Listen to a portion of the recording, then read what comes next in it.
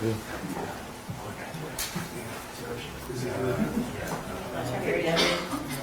you just have 1 minute? We've got some urgent news apparently.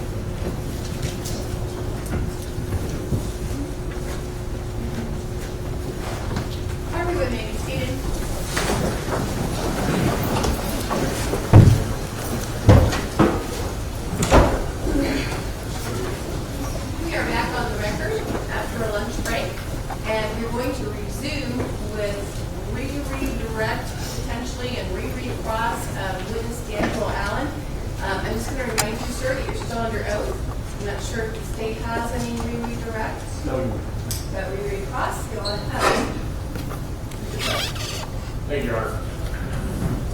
Mr. Allen, earlier when you testified, there was a couple of things that I wanted to review with you before I ask you some follow-up questions. And over the lunch hour, we had an opportunity to do that, correct? Yes, sir. And while we were back there over lunch, while the jury was still at lunch, you had heard some audio clips of some things that you had said right around the time of this incident. Is that true? Yes, sir. All right. Now, I had asked you during your cross-examination whether or not, when you arrived at the VanHemert residence, if you and your friends were acting aggressively. Do you recall me asking you that? Yes, sir. And now that we've refreshed your recollection, do you recall telling officers that you were acting aggressively? Yes, sir. Okay.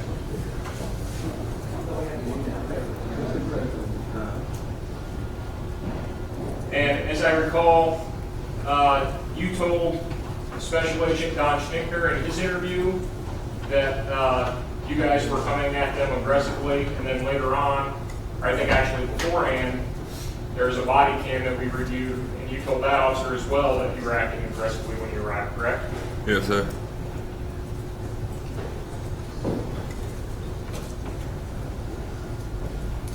I had asked you during cross-examination about your physical confrontation with the red-haired guy. And I pointed out to you, initially when you talked to police, you didn't admit to getting into any physical fight with the red-haired guy. You just said that you pushed his face, correct? Yes, sir. And at the time that I asked you that earlier this morning, you said that you didn't recall that, correct? Yes, sir. But while we were reviewing that over lunch, you actually overheard yourself say that, correct? Yes, sir. So initially when police talked to you about that, you just said that you pushed his face. You didn't hit him or anything, correct? That's what I heard. Okay. I had asked you while you were there at the VanHemert residence whether or not you had overheard anybody on the other side, whether that was the dad or the red-haired dude or the black-haired dude, say that they were going to call the police, and you said that you never heard anybody say that they were going to call the police. Is that correct? That's what I heard on the recording. Okay. Yes, sir. Well, this just so the jury's clear, this morning you testified you didn't recall anybody saying that they were going to call the police, correct? Yes, sir. Okay.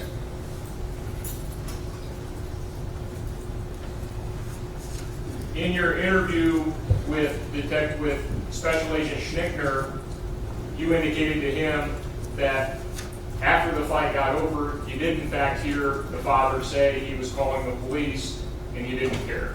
You remember that? No, I don't remember that. Can you remind me? We'd have to, do you want to listen to that clip again? No, like, I'm asking, like, say that question again. Can you repeat that? Sure. So, I guess we're on the topic of whether or not you overheard anybody say they were going to call the police, okay? Yes, sir. And about a half an hour into your interview with Don Schnickner, you had indicated after the fight, as you were leaving, you had overheard the father call police, call 911, that you heard that he did call, but that you didn't care that he called.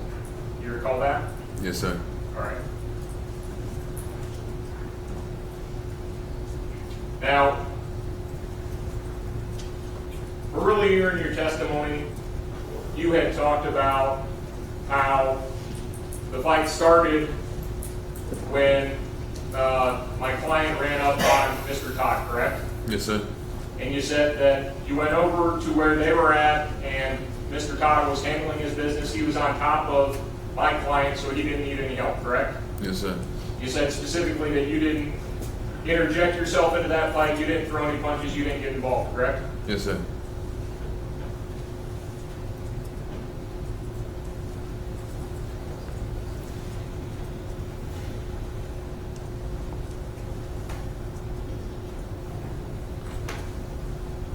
And in your body cam video that we reviewed over lunch, you had told Officer Landgraf that you'd actually gone over and at one point you broke up my client and Mr. Todd for fighting. Do you recall saying that? I recall hearing that on the recording of me saying that. Okay. But as you think back, you don't recall I actually can't doing recall. that? I can't recall. Okay.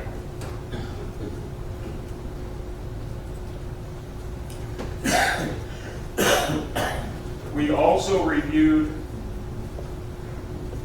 a squad car video. It just only had the audio, but we listened to the audio, and you were talking about how everything first started. You recall that? How everything first started. Sure, and that's a little vague. I'll be a little bit more clear.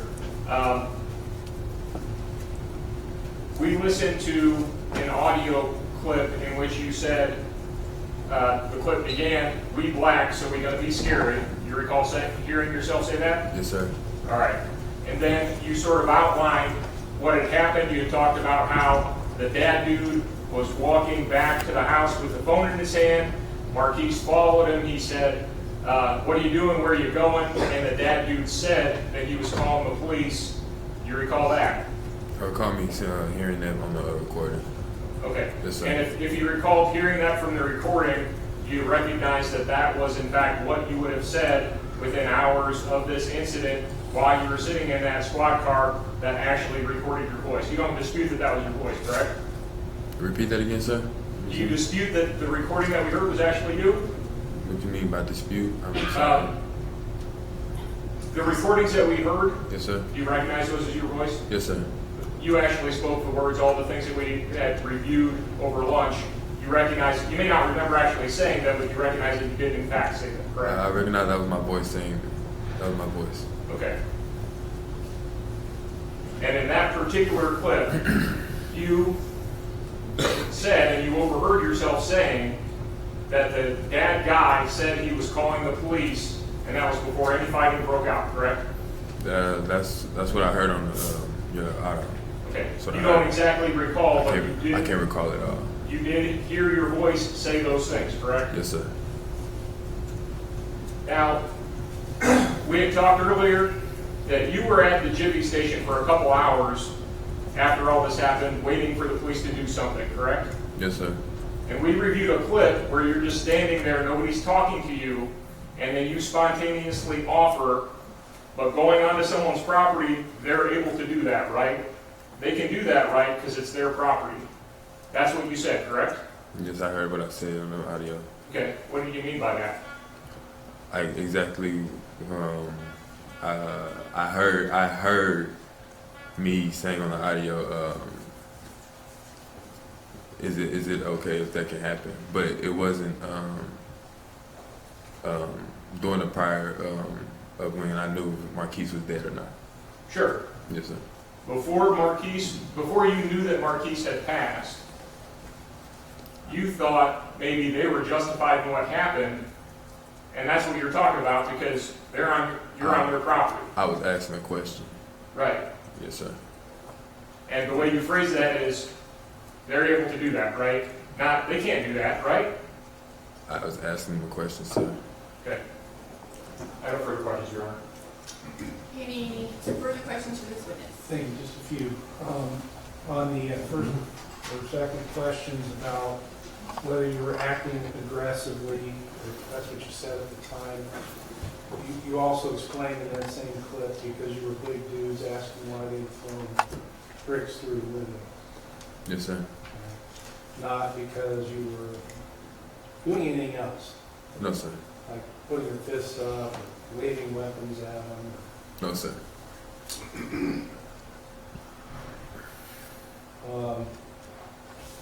At the time of one of the clips that we heard of your comments, at some point after this incident,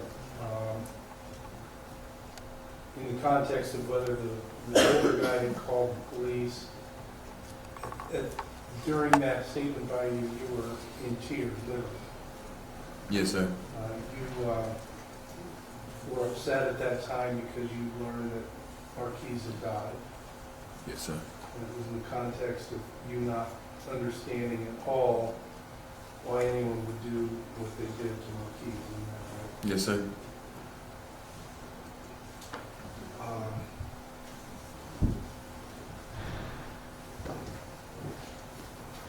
At what point, if ever, did you realize that where this fight happened was, quote, their property? Say it again. At what point, if ever, did you find out that the place where this stabbing happened was, quote, their property? I have no idea. The time it was happening, did you have any idea whose property it was? No, sir. Did you have any idea who really lived there? Not at all. I think that's all I have. Any further questions, Mr. Cook? One more, Your Honor, thank you.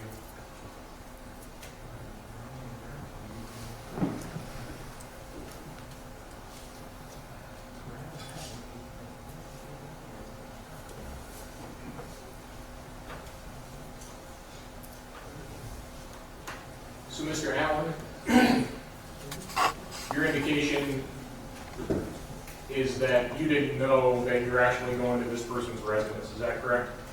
Yes, that's correct. And the people that you saw were in a driveway of some residence, correct? Of the gray Jeep? Correct. The gray Jeep was in a driveway? Yes. Okay. And I believe you testified this morning that when you first seen the dad guy, he was coming from the house, correct? I can't recall, but I really can't remember. Okay. Where do you recall the old guy or the dad dude or whatever? Where do you recall him? I just remember recalling from the redhead guy was by the car, and when we was talking to them, the dad was right there beside him. Okay. No one else. After all this happened, after you understood that Marquis had been stabbed, but before you understood that Marquis had passed away, you apparently did realize that was their property because you were thinking maybe they were justified because you came onto the property, correct? Rephrase that again, because Well, you're saying you didn't know it was their property, Yes, sir. and then we just listened to a clip where you said you thought you were in the wrong because you were on their property, right? no, sir, I didn't say that. What did you say? I was asking a question, like I said, I was asking the officer a question.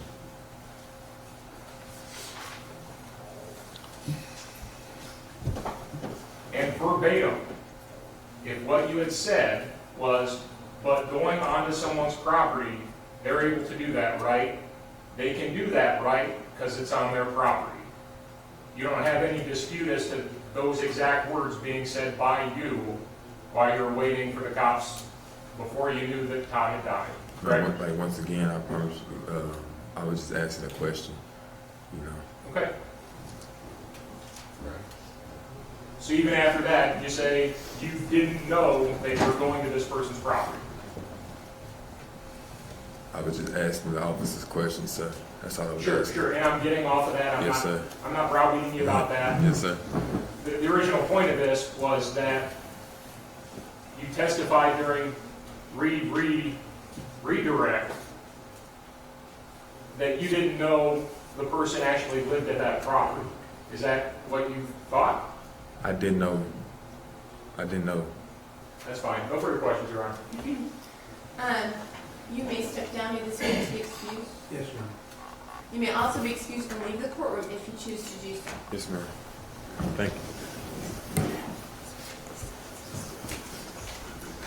State may proceed. Thank you. Proceed to call Malcolm Turner.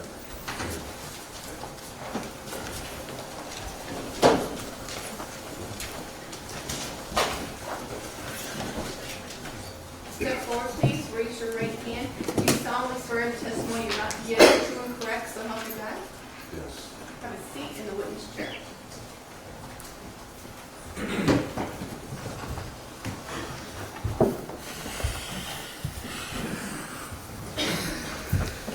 All right, sir. And if you would speak into the microphone, but don't get too close to it. Go ahead. Stanley VanHemert. Thank you. Could you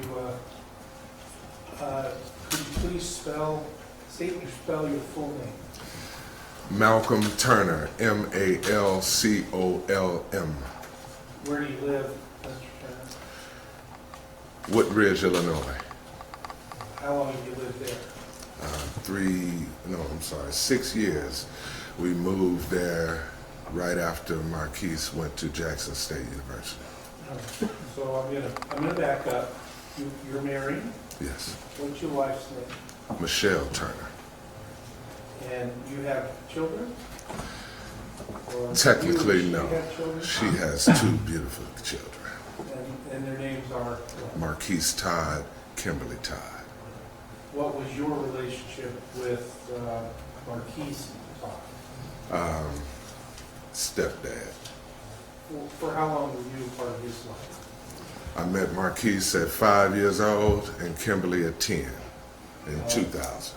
Do you consider that Marquis Todd was your son? Or Not at first, no. But yes, eventually, yes. Eventually, yes. Okay.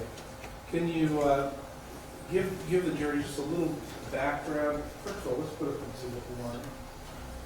Do you recognize this photograph, sir? Yes, I took that at Jackson State University, About what year?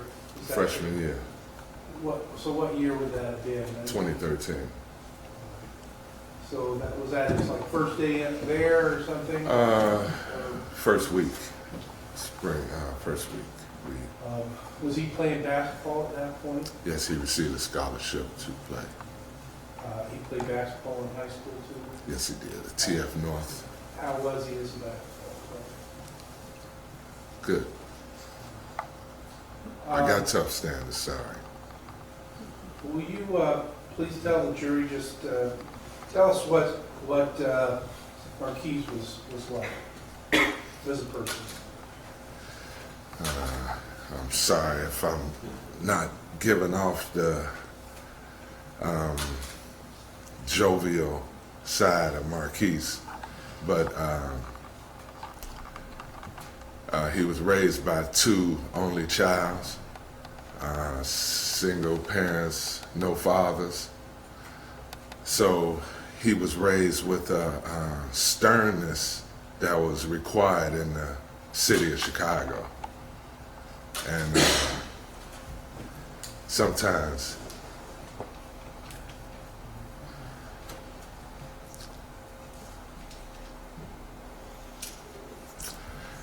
I'll just say this, he had a helicopter parents. He was allowed to express himself. He was allowed to think freely.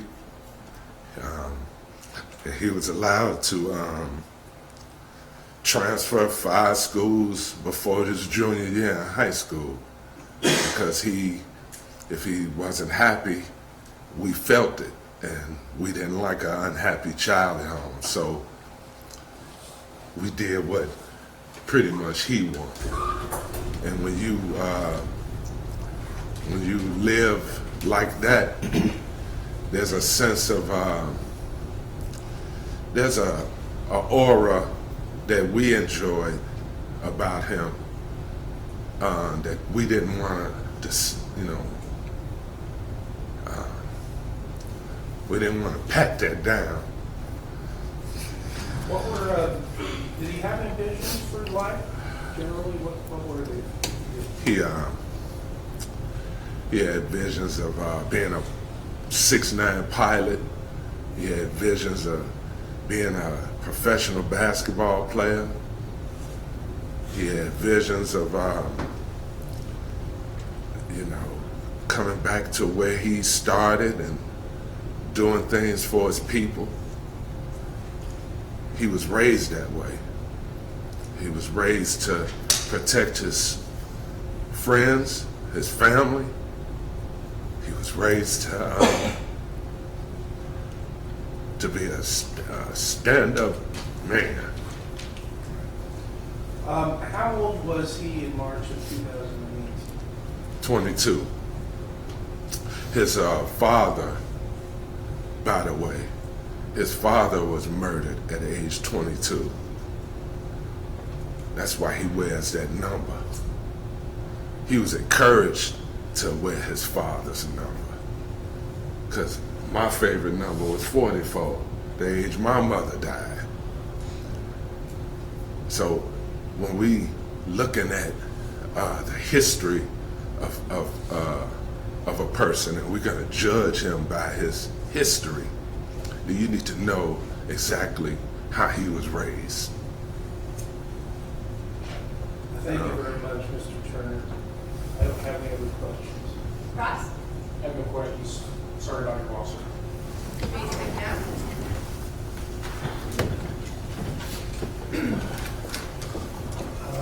We will call Gary McClung.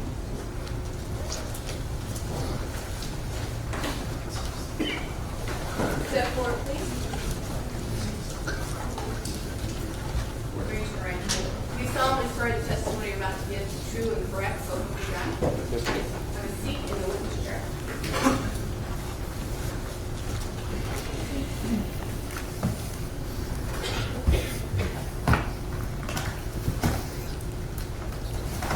Please state your name and spell your last name. Gary McClun, McClun.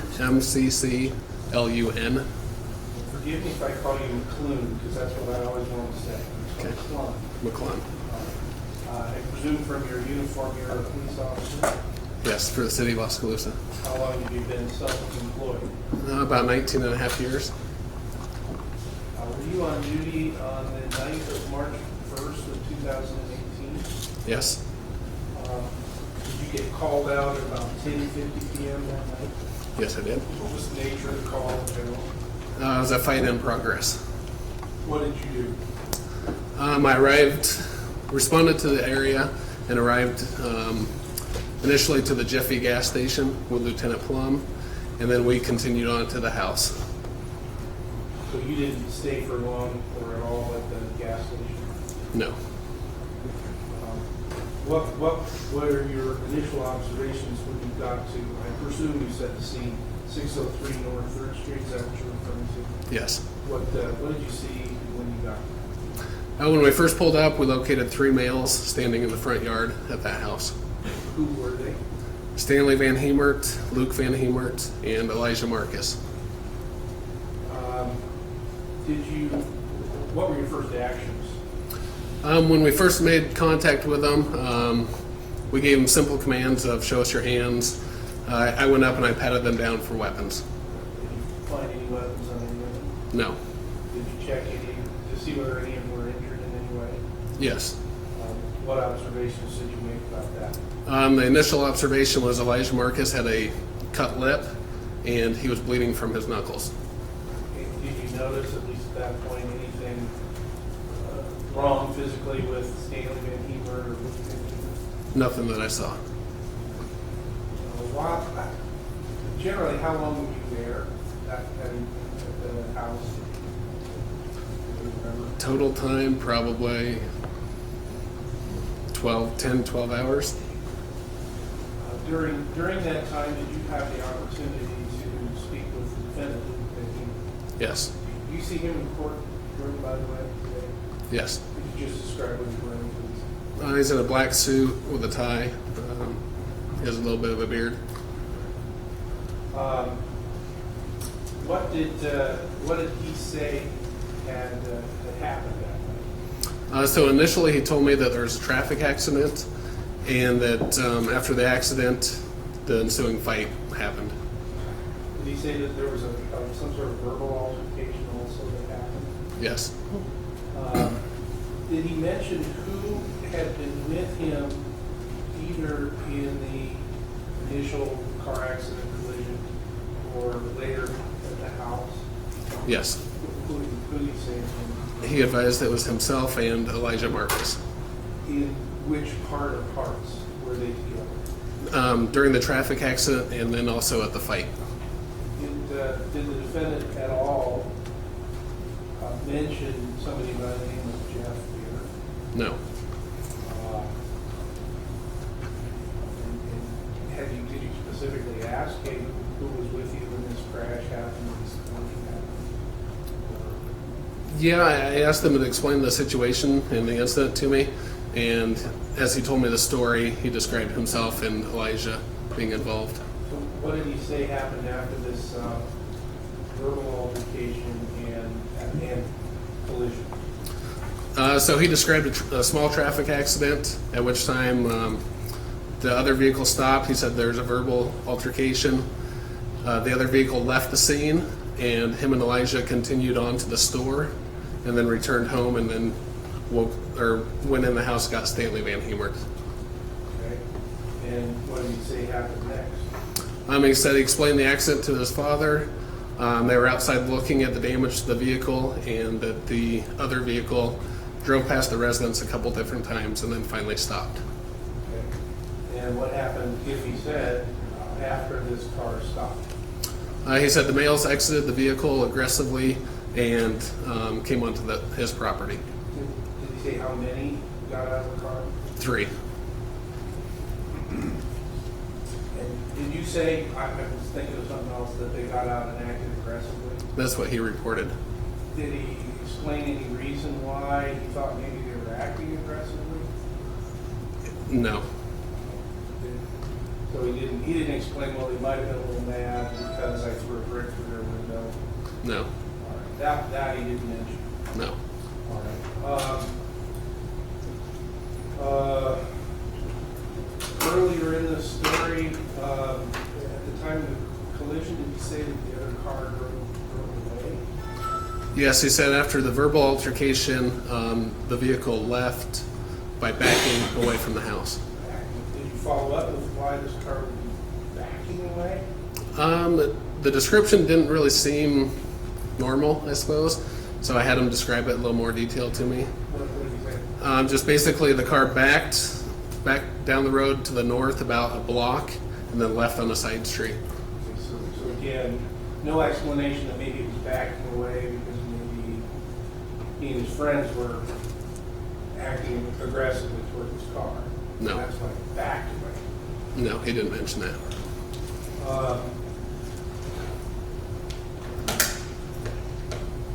What did he say happened after this car stopped and the three men got out? He said one of the males came after him, and the two other males began to chase Elijah Marcus. All right. Did he describe at all what happened in his altercation? He advised that the male swung at him and then had pushed him to the ground. Did he indicate that that person had any sort of weapon? He initially advised one of the males was armed, he believed with like a tire iron, but he didn't specify that it was the male he was engaged with. Did he mention that he might have had a knife on him? No, Did he mention that he might have used that knife? no, Did he mention that he actually in fact stabbed this person 3 times? no.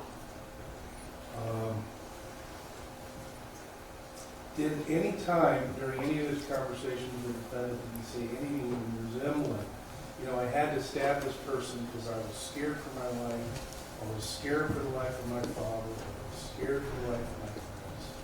No, No mention of self-defense in any way, shape, or no, form. Did he say he'd even hit the person? no. Did he indicate where this altercation that he'd been in had occurred? Yes, he did. Did he actually take you to where that occurred? Yes, as I was speaking with him, we basically kind of walked the area in front of his house. He showed me where the traffic accident approximately happened, where the verbal altercation happened, where he was engaged with the male in the yard.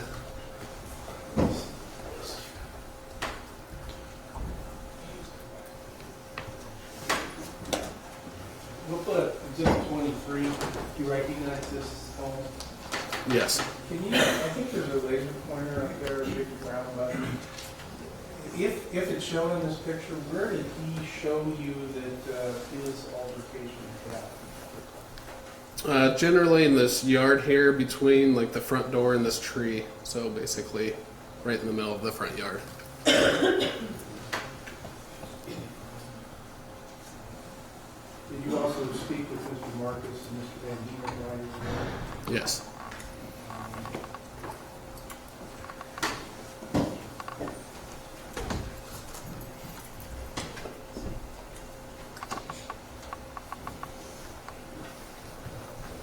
When you were speaking with the defendant, was anybody else around?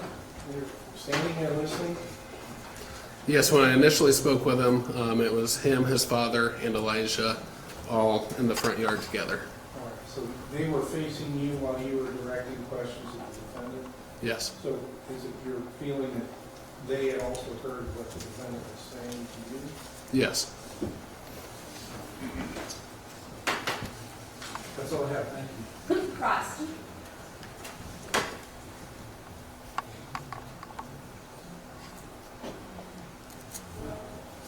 Thank you, Your Honor.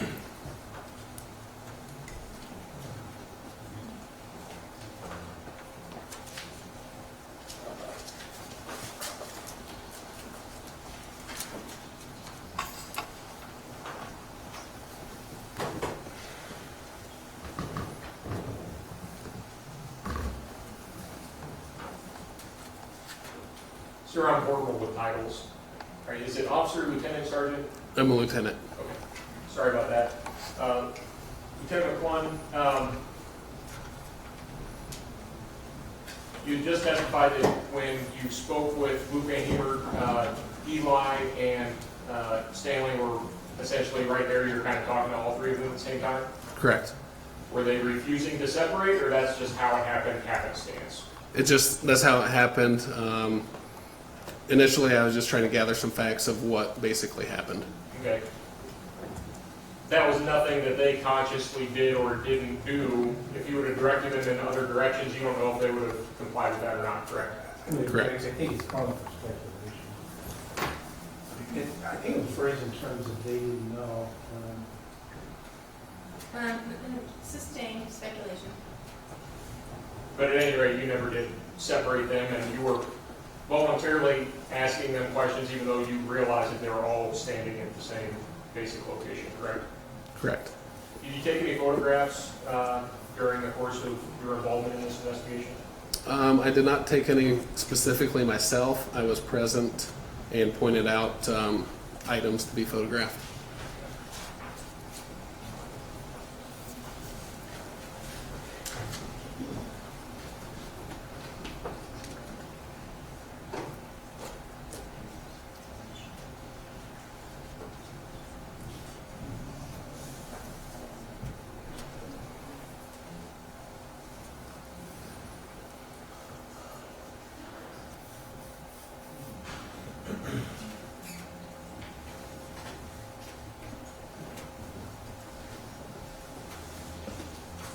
And Lieutenant, you said that you, when speaking to Eli Marcus, you noticed that he had an injury about his face, correct? Yes, Did you actually photograph that, or were you just present for when that happened? I was just present. Okay. As you recall, are you familiar with what Mr. Marcus would have looked like at the time those photographs were taken? Yes. Okay. And I think before, I had just had sort of just an extended pause while I spoke to my co-counsel, but you had indicated that with some other photographs, you didn't actually take those pictures, but you were sort of directing the officer that was taking the pictures, correct? Correct. All right.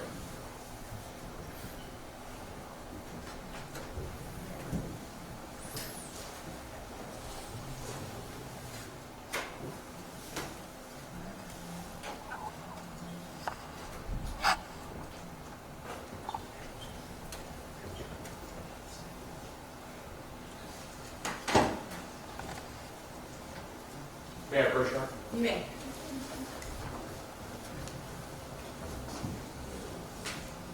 Lieutenant, I'm going to show you what has been previously marked as defense exhibits J3, K3, L3, as well as G2, H2, I2, J2, and K2. You would take a look at those and let me know when you've completed that.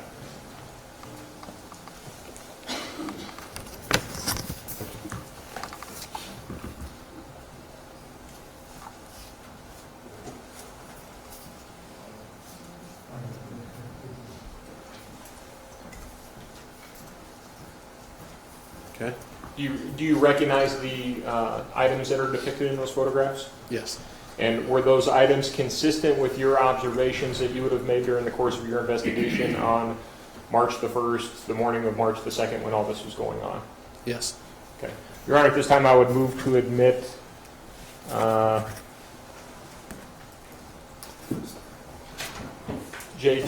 K3, L3, and G2 through K2. Any objection? No, but can I see them? Sure. Those letter numbers are messing me up.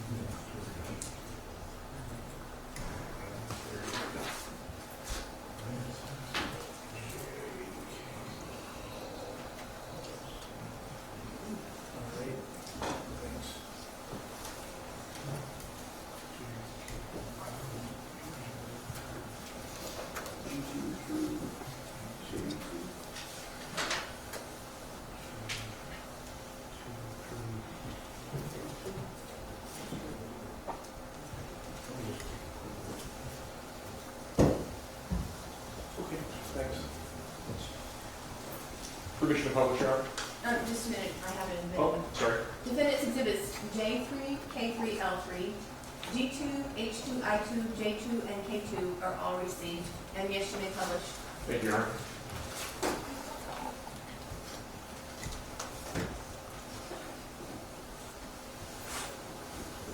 All right, Lieutenant, can you tell the jury what's depicted in Defense Exhibit G2? In that picture, there's a small wooden stake, pink in color, located in the leaves and the grass, right next to a large amount of blood. Okay. Did this appear out of place to you? Not specifically that one, no. Okay. And you had noted that there appeared to be a large amount of blood. I don't know that it comes through very clearly on a projection, but it appears that there's maybe some blood droplets here in this area. Is that what you observed? Yeah, there's some blood here, some blood drops through here, leading out towards the street. Okay. And where is this relative to where the blood droplets would have been found in the street? This would have been just to the west. This is the actual curb of the street. So this is the start of the roadway in front of the house. Okay. So this stick would have been just out from where those blood droplets would have been off screen to the upper left quadrant of the photograph that we're looking at. Is that correct? The blood on the street would have been found in this general area. There was Okay. quite a large area. And did you also understand that Mr. Donaldson's vehicle was also parked around in this area as well? That's how it was described to me, yes. Okay.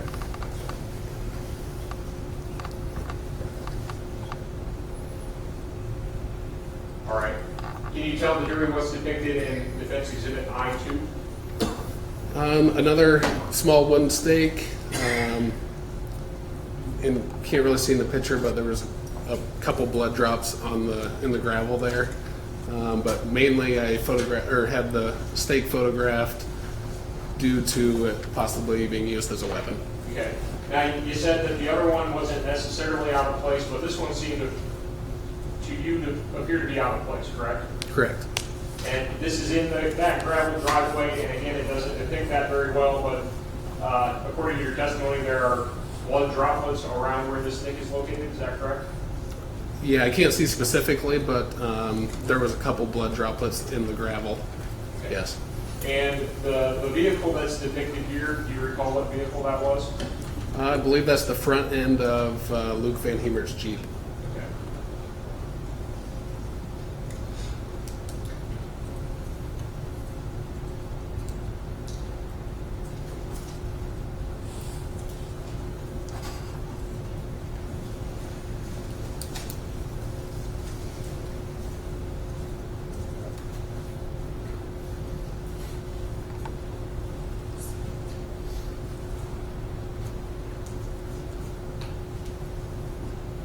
Lieutenant, can you tell the jury what is depicted in Defense Exhibit J3? That's a picture of Elijah Marcus, and it was also showing the laceration on his lower lip. Okay. And there also appears to be some sort of laceration on his upper eyebrow. Do you notice that? I can see that, yeah. Okay. I know that Luke VanHemert, Stanley VanHemert, D'Angelo Allen, and Michael Donaldson were all photographed at the law center. Mr. Marcus was not? Is that your understanding? I have no idea if he was photographed again later. Okay.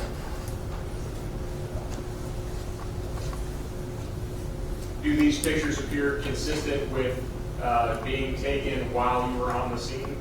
Yes. Okay. It's apparent to you that these were not taken at the law center, correct? Correct. This one was, I know for a fact, taken on the scene. Okay.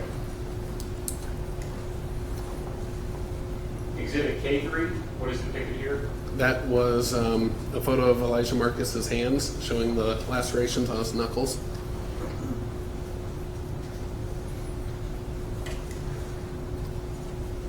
And we're going back to Exhibit J3. Is this the shirt that Mr. Marcus was wearing? When I arrived, yes. Okay, and was that seized? I have no idea. Okay. And then what is depicted in Exhibit L3?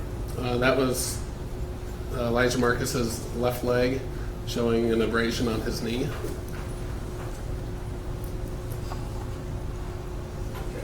Okay. And you had mentioned you were asked about observing any injuries on Luke VanHemert, and you didn't note any. Is that correct? Correct. I didn't see any, and then I specifically asked him if he was injured and needed an ambulance, and he told me no. Okay. If Luke VanHemert was photographed at the law center later that night, would it be fair to say that whatever injuries that were depicted on him likely would have come from this incident as well? I have no way of knowing. You're not aware of any intervening incident between this incident and Mr. VanHemert's arrival at the law center, which would account for any injuries, if any, that would be depicted on the pictures that were taken at the law center, correct? That's correct. From the time that you responded, I know that there was, at one point, Mr. VanHemert had gone inside to vomit, but even in that circumstance, he was always in police presence, so far as you're aware? Correct. Okay.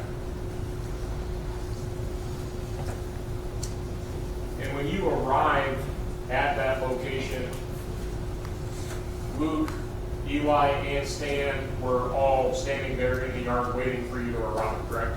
Correct.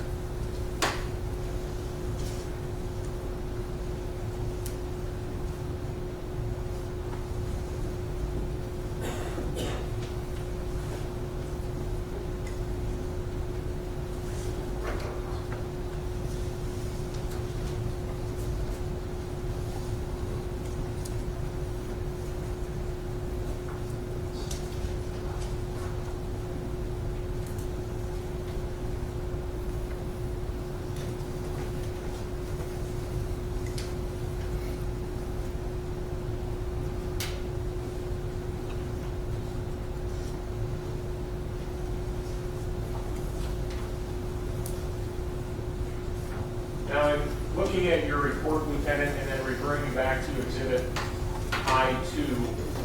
At the time that you were observing the scene, you had already heard some initial statement from Stanley VanHemert, correct? Correct. And according to your report, both stakes, and you didn't know which one, but both stakes stood out in your mind as things that, excuse me, would be consistent with what Stan had said the other people had brought to use as weapons to the fight, correct? This one specifically, yes. The prior one with the pink, not necessarily. It was mainly because it matched the stick that I took that photo and it was next to blood.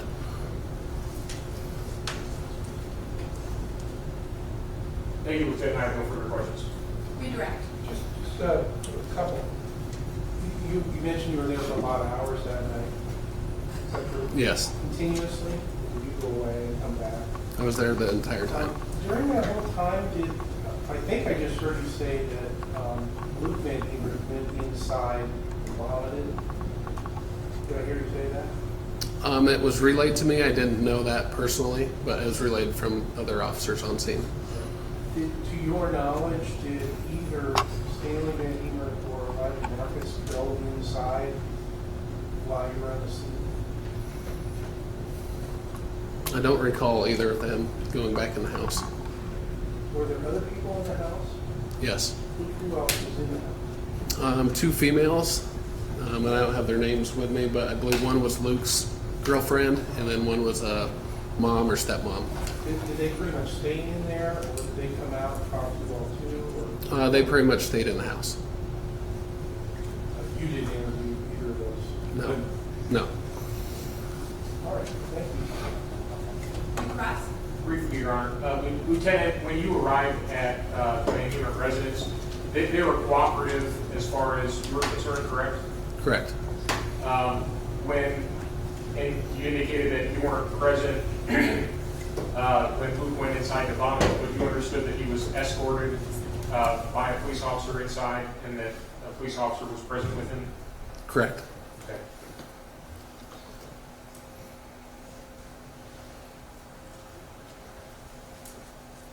And whether it be Luke, Stanley, and Eli, or the women inside, nobody impeded your ability to get in the house or look at the house or anything like that, correct?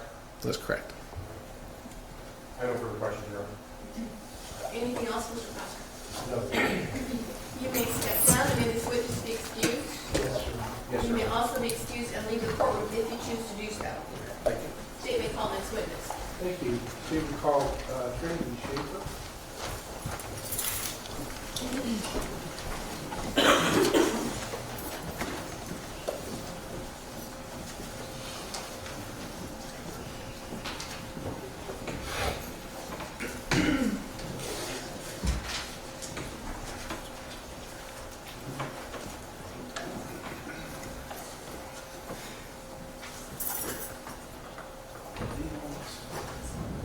Members of the jury, we'll just stand up and take a stretch break. If you'd like to.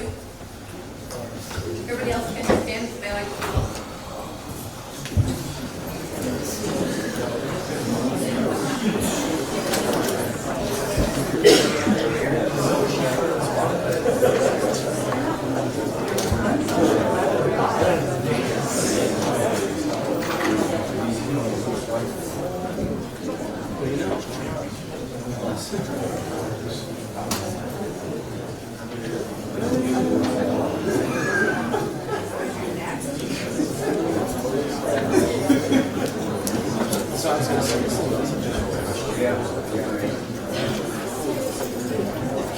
Everyone will be seated.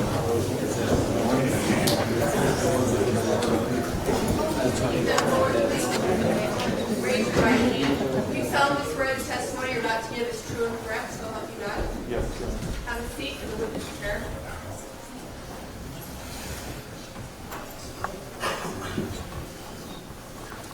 Please sit forward, sir, and speak directly into the microphone. Good afternoon, sir. Could you state your full name and spell your last name? Trinity Allen Schaefer, S-H-A-F-E-R. Where were you living on March 1st of 2018? Across the street from Luke VanHemert's residence. What was the address of that residence? It, If you know it. it's hard to remember. That's all right. Yeah, correct. You may. I'm going to show you Defendant's Exhibit L. You recognize that? Yes, that's my old house. All right. We'd offer Defense Exhibit L. No objection, Your Honor, it's ready. Defendant's exhibit is received. Go ahead and put it up here. So the house that's in the center of this picture, not off to the right, Exhibit L, is that the house where you were living? Yes, And is that exactly directly across or slightly to the south? Or slightly to it's the slightly off. slightly toward Jiffy Yes, as opposed to toward Williamstown? yes. All right. What were you doing, in the latest evening of March 1, 2018? I was laying down in my room with my fiance. Do you see the bedroom window in that photograph that you're referring to? Yes, it You is. have sorry, there's a laser pointer black thing up there. There should be. Big round button in the middle. Can you point out which window was your bedroom It window? would be that window. So to the right of, I don't know, maybe the center of the house. Yes. All right. Did anything disturb you, awaken you, grab your attention on that evening? Yes, I But I didn't ask yet. What was it? I heard screaming Do you know where it was coming from? yes, from Luke VanHemert's residence. What did you do when you heard the scream? Looked out the window. The one you previously noted? Yes. What did you see? I seen Luke VanHemert and his friends chasing the William Penn gentleman from what I believe was his yard. From what? I didn't hear you. I seen Luke VanHemert and his friends chasing and yelling at the William Penn gentleman. All right. Where were they?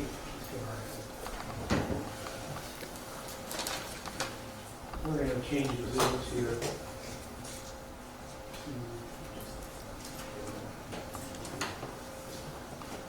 Yeah. I'm going to put up exhibit 2. You recognize that house? Yes.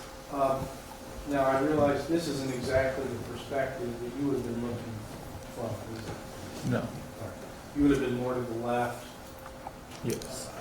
If you were a photographer at your house, you would have been standing further left in this picture. Yes. All right. So you say that you saw, you said, where was anybody who you saw? If you could point that out. Around right there when I got a look. Did you see any vehicles in the street or notice them? I noticed the gentleman from William Penn ran across the street and got in a vehicle.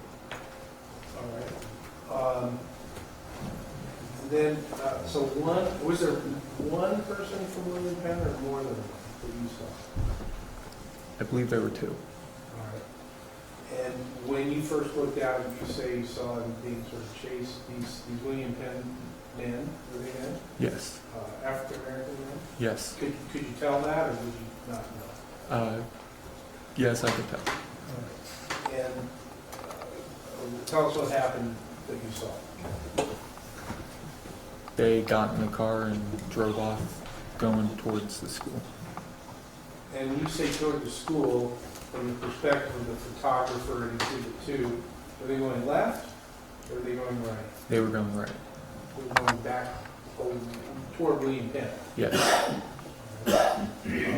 Did anything else happen after that? Yes. What?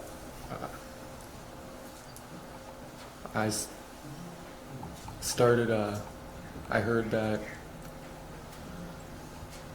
a thud, I believe, a loud crashing noise, and when I looked out,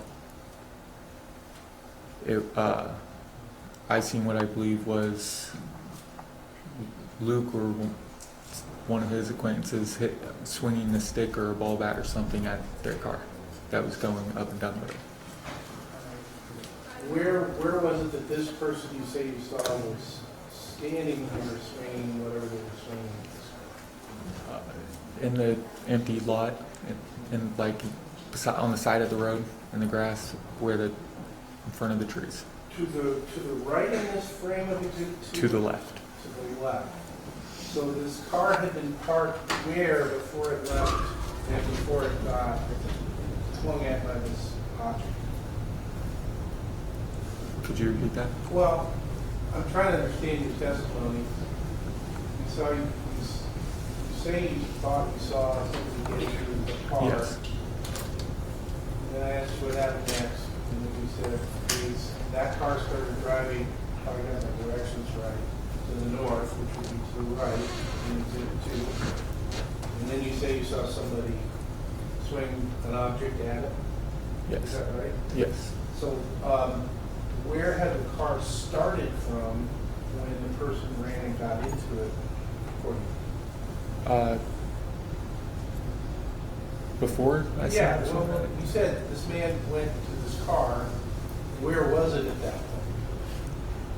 point? Car. Across the street, on the in front of the house, like right down from mine. Yeah, To the right. in the right or left of frame? To the right. So it started that way, and it was pointed in what direction when you first saw it? North. Pointed toward William Penn. Yes. So where would somebody have swung an object at? After. Off to the right of this Exhibit 2?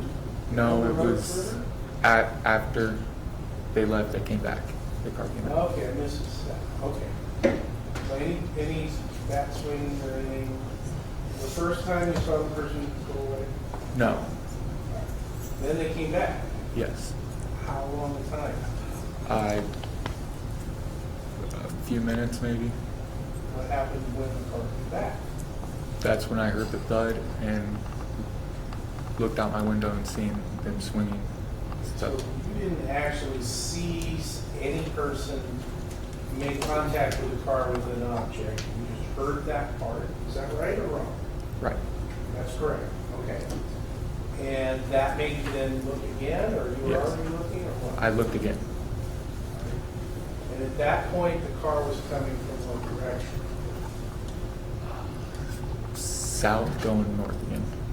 So now it's coming back from right to left in the frame of Exhibit 2, or it's going back left to right again?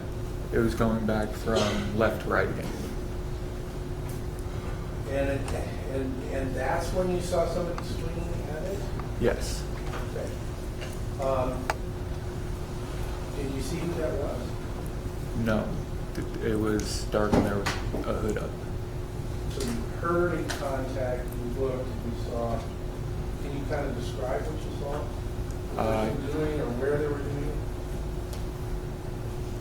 it? Yeah, I looked out the window, and after I heard the thud, I looked out the window, and there was somebody in this exhibit to the left in front of the trees, standing in the tree line, and then the car came back, and they swung whatever it was at the car. So as the car was going, if I got my directions right, north, Yes, left to right, and just right, there was a person in the tree line to the left of this picture. yes, Behind that particular tree that we can see a little bit of on the left side, or No. in some other trees? further off, towards the further left.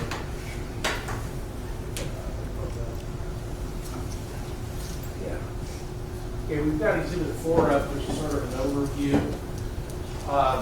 First of all, you recognize what this is? Yes. All right, so tell us on the second occasion where the car was, again, at the window frame, and where the person who was swinging something at it was.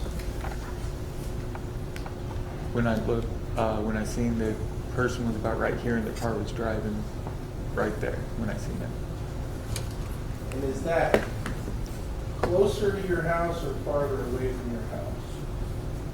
Where's your house in this, approximately? It would be about like right there, I believe. So down to the south of the VanHemert residence is where you saw somebody swinging Yes. something that you heard hit the car. Yes. What happened after that?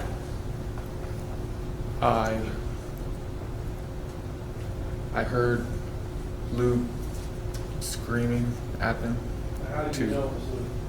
I recognized his voice. Did you hear what he was screaming at this car? Yes. He was screaming to come back, and he'll kill the fucking niggers. Okay.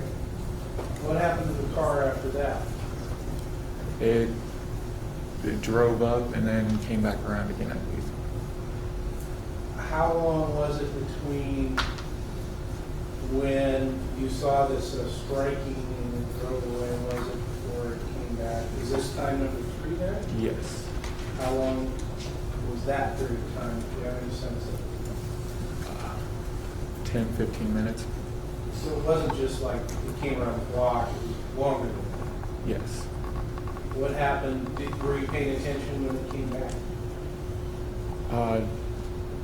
Not really, but around the time it got back, I heard the doors close. Or you heard what? The car doors closed. So that's what alerted you, doors closed. Yes. Did you go back to your window? Yes. Did you see anything? I seen the gentleman from William Penn getting out of the car, and then they yelled at each other, and the fight broke out briefly. Right. Did these men actually go up onto the lawn or the property of Yes. the VanHemert residence? How many of them were there? 4. 4. Yes. Okay. At least you think there were 4. Yes. From Do what you I know who was out there, if anyone, from the VanHemert residence? Did you see that or notice that at all? What do you mean? Well, you see these 3 men, was there anybody out there besides these 3 men? In the yard or the driveway or the street? Yes, Luke and his friends. Okay. And friends or friend? Friends. How many? There were 3 or 4 of them. Okay. What happened then? Fight broke out. Did you see anyone do anything in particular to anybody else? As opposed to, oh, there's a melee over there, or a fight, or whatever you call it. It was pretty It was pretty instantaneously, and it was dark, so no. Did you hear yelling or screaming or fussing or anything like that? Yes, I heard a female scream stop, you're killing him, you're killing him. Okay. Did you know who that was for you? No. How long did that go on? What, the screaming? Well, the general, whatever. The was general happening. fight, it was very quick. So, let me get to the end, then I'll ask you how long it took. What happened? How did that end? I mean, do you know what ended the whole thing? Well, when I got back to the window, I seen the women and boys pulling one of their friends to the back passenger seat. Which way was the car pointed this time? And then From- exhibit 4 south is to the bottom of the picture, and north is to the top of the picture. It was pointed south, going towards Jiffy. And where had it stopped, if you know, from the exhibit 4? If I remember correctly, about right there. So you see 2 or more men putting another one in the back of the car? Yes. Did you see it was the back or It was the back. back passenger side, back? Back driver's side. So you drag them around the other side of the car and putting them there? Yes. Okay. And then what happened? They closed the car door and they drove off, and then I heard somebody say they were calling the cops. Okay. Anything else happen that you saw or heard after that car left? Besides the cop lights show up, no. Did you see anybody running away from the scene? Yes, before, right when somebody declared they were calling the cops, I heard somebody, I seen somebody running down this way. Okay. How long was it before the police showed up? 5 minutes maybe. I mean, Not a long time, not a long time? not a long time. Was that pretty much it, or was there other things that you saw that might be useful? Not that I can remember at the moment. Thank you. I don't have any other questions. Right. There you are.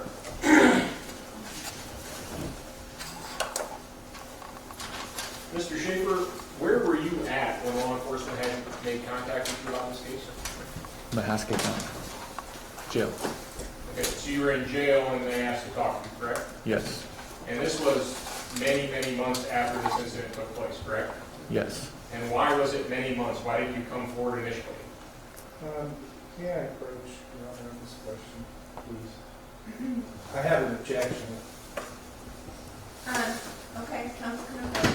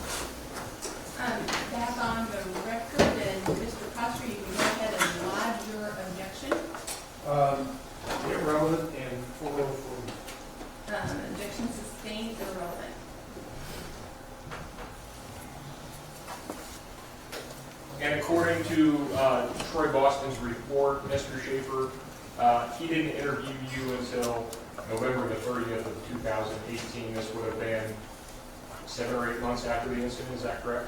Yes. Okay. And at one point, do you recall you were actually interviewed by Lieutenant Boston? Yes. Do you recall Lieutenant Boston asking you if you had read any accounts of this case before talking to him? Yes. Okay. Now, was anybody else in the house with you when you made these observations? Yes. Who was there? My fiance, And who else? my father, my sister, her children, and then my dad's girlfriend. Okay. And nobody else in the house made those observations that you did, correct? No. Okay. You had said to Lieutenant Boston that you thought that your father's girlfriend, Sandra Stout, had gotten up and was looking at some point, correct? Yes. If an officer interviewed Ms. Stout and she indicated that she slept through everything, that would be different than what you understood? I'm going to object to the question. He's rejecting hearsay that's not in the record. My knowledge is not going to be in the record. We'll call him. I mean, the question includes inadmissible hearsay. Okay.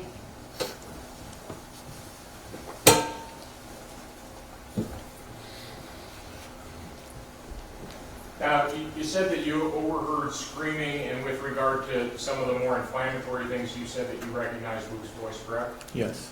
You hadn't actually spoken to Luke for more than 2 years prior to this incident, correct? Yes.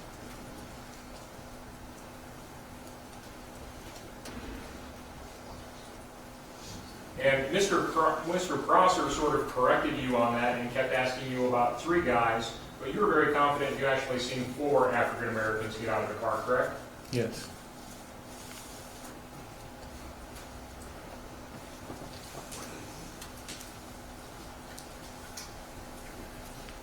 When you were talking to Lieutenant Boston, you had indicated that there were 4 black guys that got out of the vehicle, that one immediately came out with a ball bat or something like that, and that they were antagonizing the fight. Do you recall telling Lieutenant Boston that? No.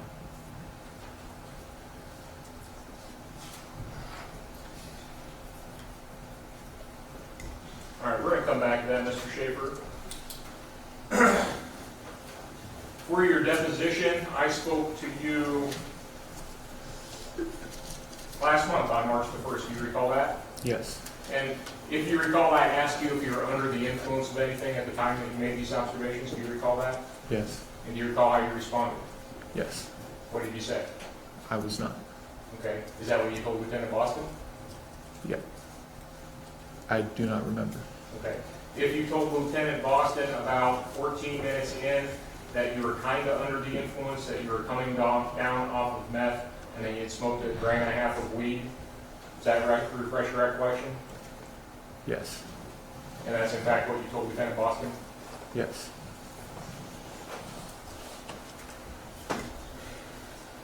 Now, you said that you overheard a woman screaming something to the effect of, "Stop, you're going to kill him," correct? Or kill him, correct? Yes.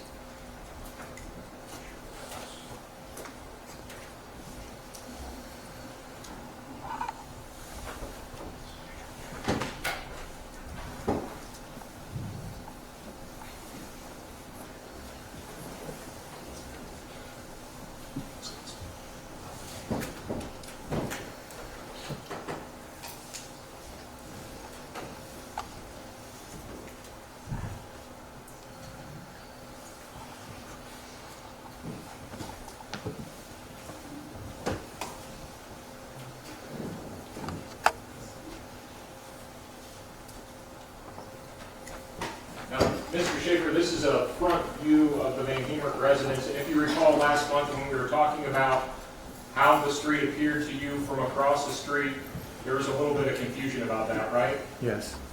You had thought originally that there was in fact another house off to the left of this screen, when in fact that's just the empty lot, is that correct? Yes.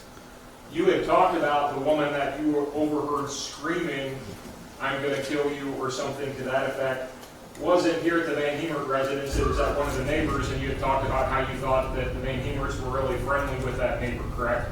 Yes. As you sit here today, where do you think that that woman that you say you overheard screaming was yelling from? In front of the VanHemert residence. Okay, so you were mistaken when you told Lieutenant Boston about that, and you were mistaken when you told me about that last month in deposition? No. At what point did you clarify that there was in fact, or did, let me strike that. At what point did you clarify in your own mind that there is in fact no house over here, and that the woman must have been at the VanHemert residence as opposed to the neighbor's house?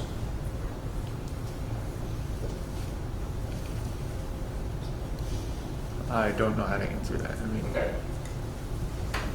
Let me start over. It sounds like you're a little confused. So, in our deposition, you had talked about hearing this woman scream. Do you remember telling me that in your deposition? yes. You said that you thought it was the woman because you seen a woman at the house next door, the people that are friendly with the VanHemerts, and you felt that the woman who screamed was at the neighbor's house, the people that were friendly with the VanHemerts, correct? Yes. Are you now realizing today as you sit here that that woman was actually in front of the VanHemert residence as opposed to in front of the neighbors? Or what is it? No, I've known, I was a little confused the way during depositions. I mean, I was under the impression for some reason that the next house over was his.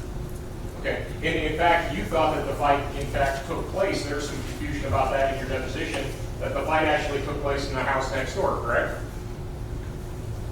No. No? It-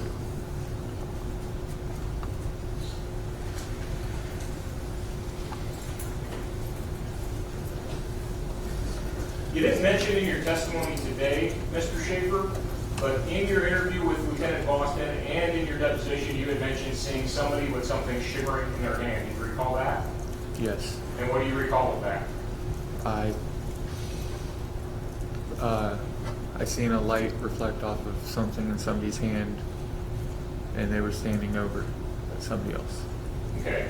And in your statement to Lieutenant Boston, and you were a little less sure of yourself in deposition, but you thought that the person holding the shimmering object was Luke VanHemert, correct? Yes. And your observation was that the person with something shimmering in their hand had come from the right side where the gravel driveway is and not from the left side of the house. Is that correct? Yes.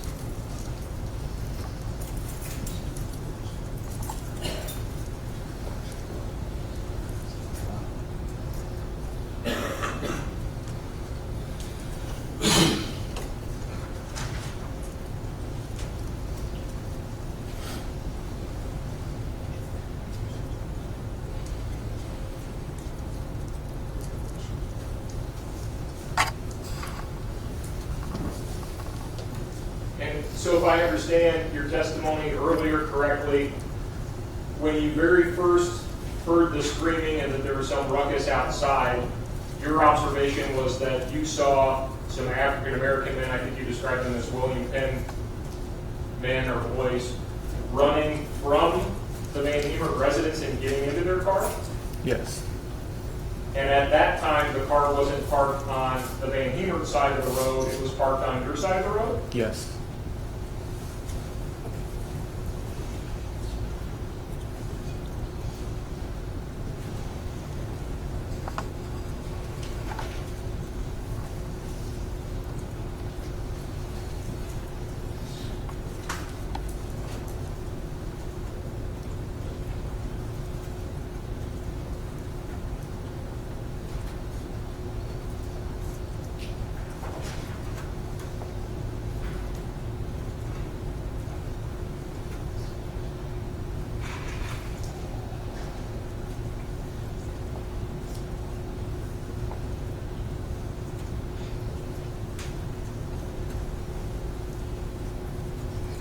we talked about what you had overheard that night at your deposition, and do you recall telling me that it was sort of a selective hearing thing for you, that you only really heard what Luke had to say, and you really didn't pay any attention to what anything the African American gentleman had to say? Is that correct? Yes. Why was that?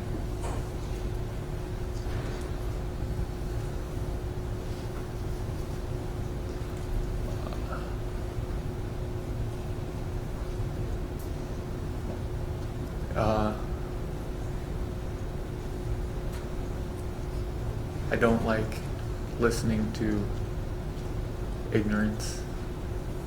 Okay.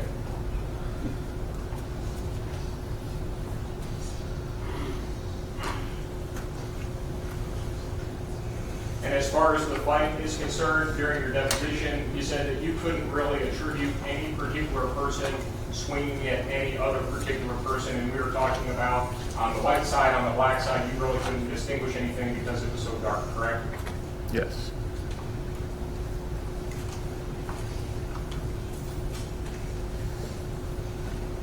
And even with regard to seeing something in somebody's hand and whether or not you thought that that was Luke, you testified in depositions that you weren't even certain that it was him and that it was all jumbled together, correct? Yes.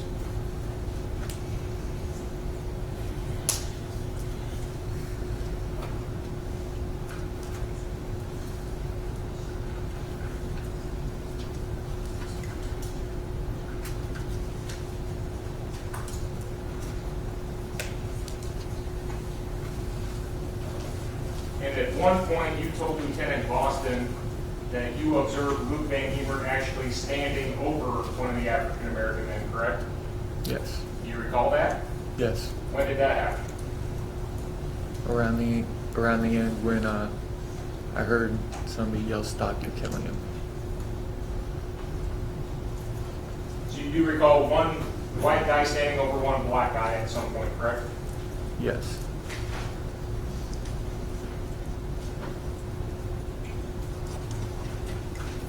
At any point, did you recall seeing one of the black men straddled over on top of my client? No.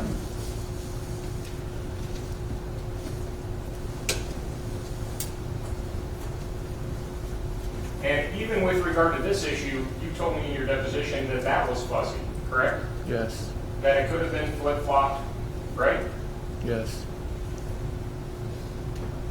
With people wearing hoodies and the lighting conditions that they were, it was all a jumbled mess is what you told me, correct? Yes.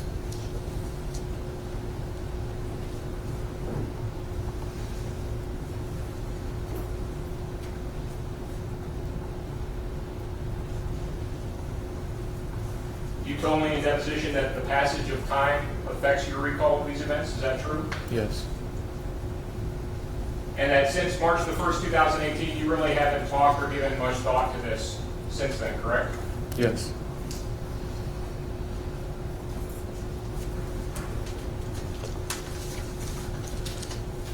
And in your deposition, you told me you're not confident attributing any particular action to any individual. Again, it was a jumbled mess. That's what you told me a month ago, right?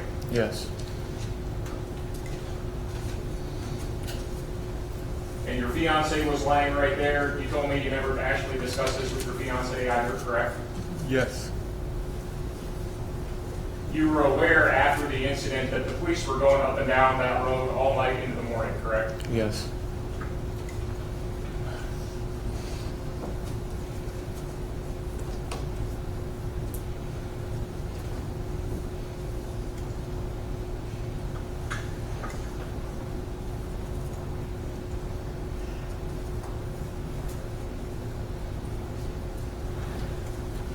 Your Honor, may I approach?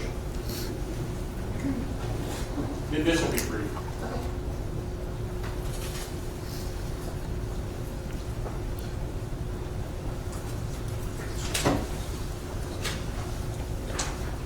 Mr. Schaefer, I'm going to hand you what has been previously marked as Defense Exhibit Q. Could you take a look at that photograph, please? Yes. Do you recognize what's there? Yes. And what does that picture, Defense Exhibit Q, depict? the Luke VanHemert's residence from my window, from my Okay. point of view. And the point of view, would you agree, of the camera would essentially be coming up the sidewalk and essentially directly in front of your bedroom window? Is that Yes. correct? Okay.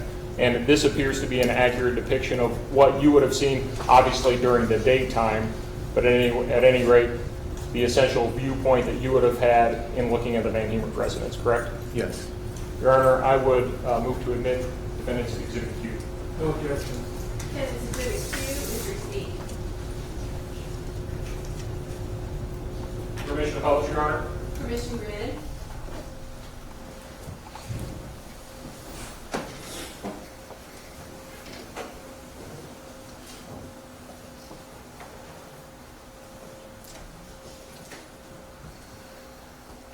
Just so some of these points are a little bit clearer for the jury, Mr. Schaefer, when you very first saw a car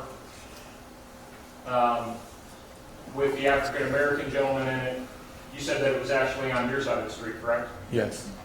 And it would have been where, does this give you a little bit better vantage point? Where would the car that you saw be depicted here? Right about there. Okay. And you're confident that you saw 4 African American men and not 3, correct? Yes. When you saw somebody with something shimmering in their hand, that would have been in this general location, is that correct? Yes. And it appears that not only the big tree in the VanHemert's yard, but also the big tree in your yard sort of obstructs a lot of the view that you would have of the site. Would you agree? Yes.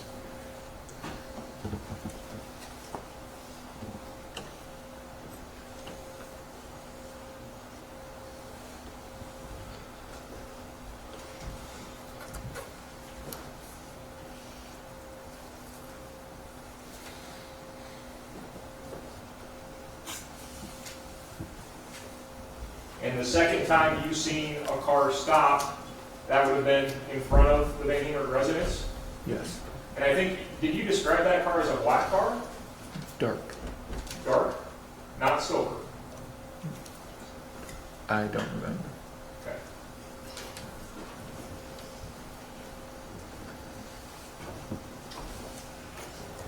And your recollection was when the African American gentleman came out of that car, you saw a baseball bat or some sort of stick, correct?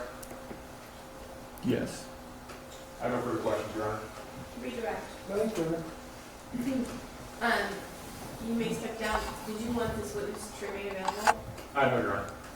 You may also be excused or leave the courtroom if you choose to do so.